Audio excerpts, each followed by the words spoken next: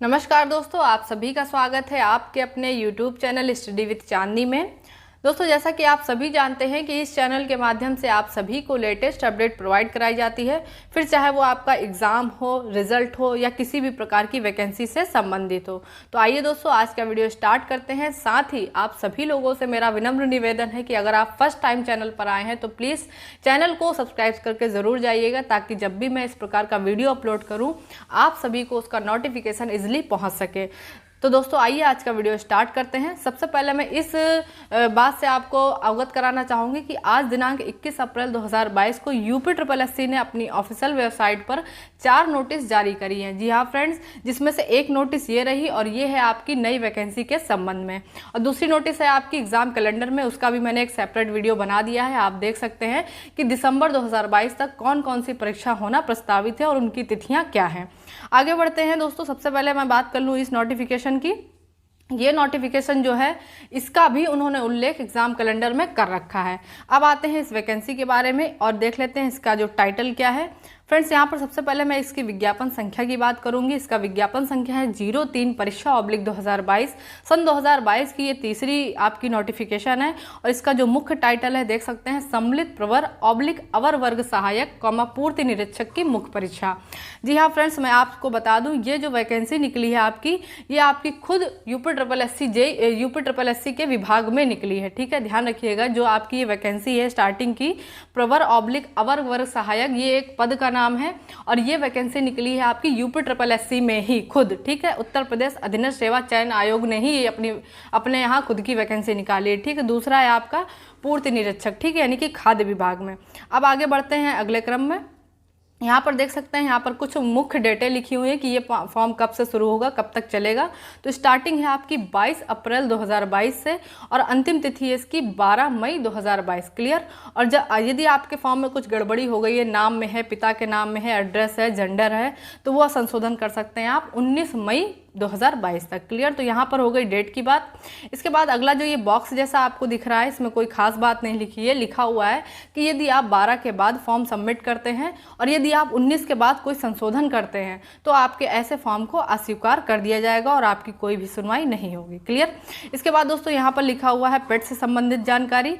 मैं आपको clear cut बताना चाहूँगी, इस फॉर्म में वही बच्चे एलिजिबल होंगे जिन्होंने पेट 2021 की परीक्षा दी होगी। ठीक है, जो भी विद्यार्थी पेट 2021 में की परीक्षा में सम्मिलित हुए होंगे और उन्हें बहुत अच्छा खासा स्कोर भी गेन किया होगा, वही अभ्यर्थी सिर्फ इस परीक्षा के लिए अवेलेबल है, बाकी कोई भी नहीं। ठीक है, अब वो आयोग डिसाइड करेगा कि वो 10 गुना बुलाते हैं या 12 गुना बुलाते हैं। कुल मिला के आप इतना माइंड सेट करिएगा कि काफ़ी अच्छी रैंक वाले इस परीक्षा में बैठने वाले हैं। इसके बाद आवेदन की प्रक्रिया दी हुई है। यहाँ पर आवेदन की प्रक्रिया में देख सकते हैं पूरा इन्होंने लिख रखा है कि सबसे पहले आप यूपीएससी की ऑफिशियल वेबसाइट पर जाएंगे, upsc.gov.in के होम पेज पर, फिर लाइव एडवर्टाइजमेंट पर जाएंगे। तो इस चीज़ को आप स्वयं पढ़ लीजिएगा। जब मैं टेलीग्राम ग्रुप पर ये PDF सेंड करूंगी तो आप वहां पर विधिवत तरीके से पढ़ लेंगे। इसके साथ ही आप टेलीग्राम ग्रुप को ज्वाइन करना चाहते हैं तो उसका लिंक मैंने डिस्क्रिप्शन बॉक्स में दे दिया है और वहाँ पर जाके आप सर्च भी कर सकते हैं स्टडी विद चांदनी के नाम से। अगला है दोस्तों, यहाँ पर आप देख सकते हैं, जैसे ही आप फॉर्म के लिए अप्लाई करेंगे आपसे पेट की डिटेल 2 पॉइंट्स में मांगेगा। व्यक्तिगत विवरण आपको भरना पड़ेगा। ठीक है, उसके बाद आपका जो रजिस्टर्ड मोबाइल नंबर होगा उस पर एक OTP आएगा। OTP डालकर ही आप आगे का सेक्शन फिल कर सकेंगे। ठीक है, इसके बाद नीचे बढ़ते हैं। यहाँ पर अगला पॉइंट है फोटो और हस्ताक्षर का। फोटो और हस्ताक्षर भी आपको अपलोड करना पड़ेगा। सीधे नीचे स्क्रॉल करके आते हैं यहाँ पर फीस वाली कैटेगरी में। क्लियर। यहाँ पर देख सकते हैं फीस सारी कैटेगरी के लिए, चाहे जनरल हो, OBC हो, SC ST कोई भी हो, फिजिकल हैंडीकैप हो, सभी के लिए यहाँ पर 25 रुपये सामान्य रखा गया है। ठीक है, 25 रुपये कॉमन फीस रखी गई है और यहाँ पर कह रहे हैं कि आप SBI के चालान के माध्यम से भी भर सकते हैं। ठीक है, इसके बाद यहाँ पर प्रिंट आउट लेना वगैरह है, सारी चीज़ें हैं। आवेदन में संशोधन, जैसा कि मैंने बताया, संशोधन की जो लास्ट तिथि है वो 19/5/2022 है। अब उस संशोधन में आप क्या क्या कर सकते हैं यहाँ पर देख लीजिए। मैंने वैसे बता दिया है, जैसे नाम में आपके स्पेलिंग में गलत है, पिता के नाम में गलत है, एड्रेस गलत है, ठीक है, कैटेगरी गलत हो गई है और जेंडर वगैरह गलत है, तो यहाँ पर आप संशोधन में जाके संशोधन कर सकते हैं। अब आ जाते हैं हम लोग मुख्य पेज पर। जी हाँ फ्रेंड्स, जहाँ पर जो वैकेंसी का मूल विवरण लिखा हुआ है वो मैं आपको पढ़ के सुनाती हूँ। सबसे पहले देख सकते हैं यहाँ पर 2 प्रकार की वैकेंसी निकली हुई है। एक है आपकी यूपी ट्रिपल एससी में, दूसरी आपकी खाद्य तथा रसद विभाग में, जिसे आप पूर्ति विभाग के नाम से ऊपर जान रहे थे, ठीक है। तो यहाँ पर जो आपकी यूपी ट्रिपल एससी में यहाँ पर 2 पद हैं। प्रवर वर्ग सहायक एक पद निकला हुआ है, एक पद निकला हुआ है अवर वर्ग सहायक, क्लियर। और सबसे पहले मैं बात कर लूँ ऊपर वाले की, प्रवर वर्ग सहायक की। तो यहाँ पर देख सकते हैं जो वेतन बैंड है 35,400 से लेकर 1,12,400 वाला है। बहुत ही अच्छा वेतन बैंड यहाँ पर दिया गया है। लेवल 6 के तहत ये आपकी पद रहेगा, ठीक है। इसके बाद न्यूनतम आयु इसमें 21 से 40 वर्ष है, ठीक है। कुल इसमें जो पदों की संख्या है वो है 11, और इसका जो प्रारूप है वो स्थायी किस्म की है, जैसा कि यहाँ पर लिखा हुआ है साइड में, ठीक है।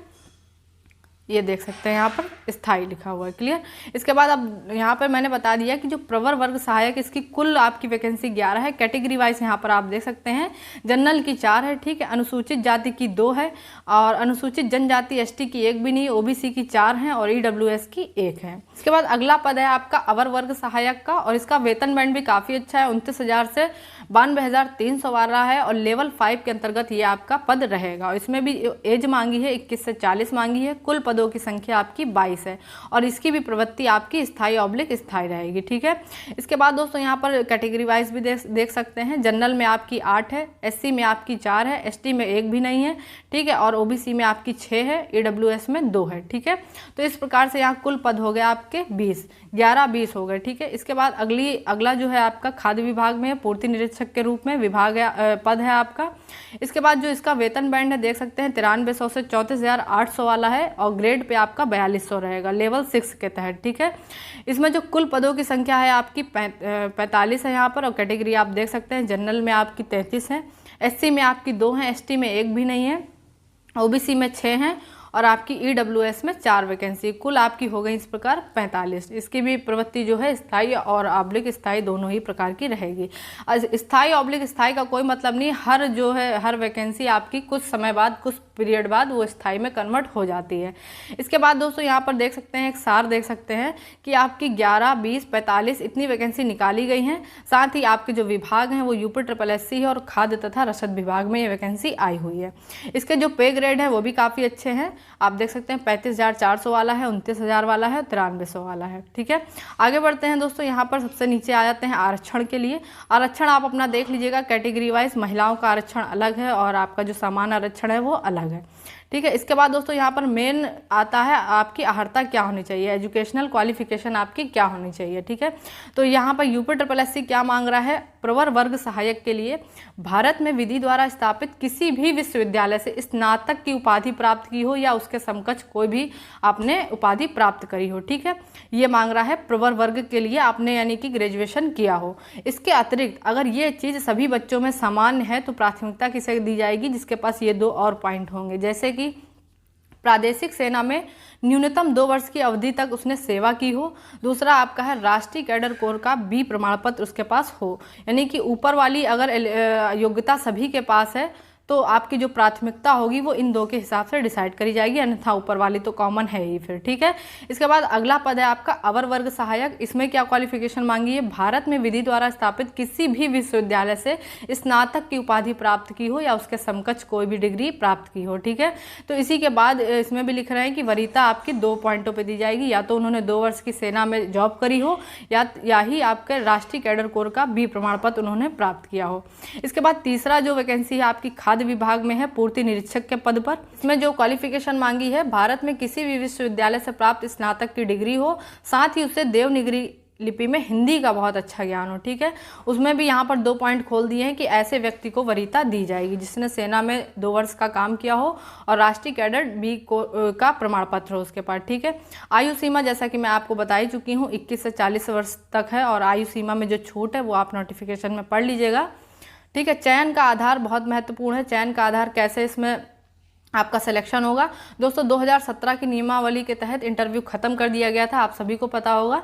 तो इस जो ये वैकेंसी है इसमें सिर्फ एक लिखित परीक्षा होगी, तो यहाँ पर उन्होंने दिया हुआ कि सिर्फ लिखित परीक्षा के आधार पर आपका सिलेक्शन होगा।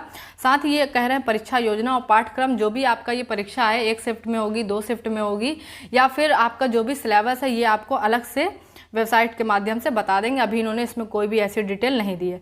साथ ही ऊपर इन्होंने एक बात जरूर लिखी थी कि पेट के स्कोर के हिसाब से अगर आवेदन बहुत ज़्यादा संख्या में आते हैं तो 1 या 2 शिफ्टों में पेपर या 3 शिफ्टों में पेपर कराया जा सकता है। उसके लिए जो नॉर्मलाइजेशन विधि अपनाई जाएगी वो आयोग के उसमें अधिकार में होगी, ठीक। आयोग ही उस पर निर्णय ले सकेगा। परीक्षा लिखित परीक्षा के संबंध में विशेष नोट तो यही है कि इन्होंने नॉर्मलाइजेशन की बात करी है कि अगर ज़्यादा संख्या में आपके आवेदन प्राप्त होते हैं तो वहाँ पर 2-3 शिफ्टों का इस्तेमाल किया जाएगा, जहाँ पर नॉर्मलाइजेशन की प्रक्रिया लागू हो जाएगी। सो फ्रेंड्स, यही था आपका कुछ विशेष पॉइंट जो मैंने आपसे डिस्कस कर दिया है। आशा करती हूँ वीडियो पसंद आएगा। साथ ही वीडियो को लाइक शेयर सब्सक्राइब ज़रूर करिएगा। और यहाँ पर कुछ फॉर्मेट दिए हुए हैं, फॉर्म जब आप भरेंगे या ज्वाइनिंग होगी तो इन फॉर्मेट्स की आपको ज़रूरत पड़ेगी। साथ ही बहुत सारे बिंदु इसमें ऐसे लिखे हैं जैसे आप कहीं पहले से जॉब करते हैं तो वहाँ से आपको NOC प्राप्त कर लेना है ज्वाइनिंग के टाइम में। सो फ्रेंड्स, यही कुछ मुख्य बिंदु हैं और आशा करती हूँ वीडियो पसंद आया होगा और इस PDF को डिटेल में ज़रूर पढ़िएगा। बहुत ही अच्छी वैकेंसी है, UPSSC विभाग के खुद लखनऊ में ये आप बैठेंगे। तो मिलती हूँ नेक्स्ट वीडियो में, तब तक आप सब अपना ध्यान रखिएगा और सुरक्षित रहिएगा। जय हिंद।